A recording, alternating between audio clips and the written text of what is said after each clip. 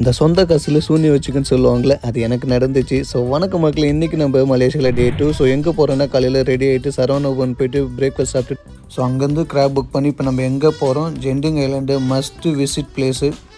இது ஒரு theme park. So உள்ளே போனதுமே பார்த்தீங்கன்னா மரண மாசான ஒரு ரைடில் ஆரம்பிச்சுது. அதுக்கப்புறம் என்ன கிட்டத்தட்ட பார்த்தீங்கன்னா எனக்கு ஒரு டவுட்டுங்க, நம்ம மலேசியாவில் தான் இருக்குமா இல்லைன்னா ஊட்டியில் இருக்குமா. நான் அந்த அளவுக்கு வந்து பார்த்தீங்கன்னா ஸ்னோ வந்துட்டே இருந்துச்சு, வேறு லெவலில் இருந்துச்சு.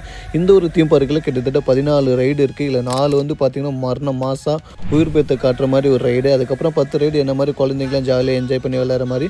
ஸோ உங்கள் வீட்டில் இருக்க கிட்ஸ் இருந்தாலுமே ஜாலியாக போய் என்ஜாய் பண்ணி விளையாடலாம். என்ன தான் ரைடெல்லாம் போனாலும் வயிற்றுக்கு நம்ம பசி எடுக்கும், அதனால் சாப்பிட்ணும். ஸோ அதனால் அங்கே இருக்க ஒரு ரெஸ்டாரண்ட்டில் போயிட்டு பர்கர் சிக்கன் நகட்ஸ்லாம் ஆர்டர் பண்ணி சாப்பிட்டுட்டு மீதி இருக்க பேலன்ஸுக்கு ரைடு போகலாமேன்னு சொல்லிட்டு வெளியில் போனால் காலையில் வர வேண்டிய சூரியன் பொறுப்பே இல்லாமல் சாயந்தரம் 6 மணிக்கு வருது.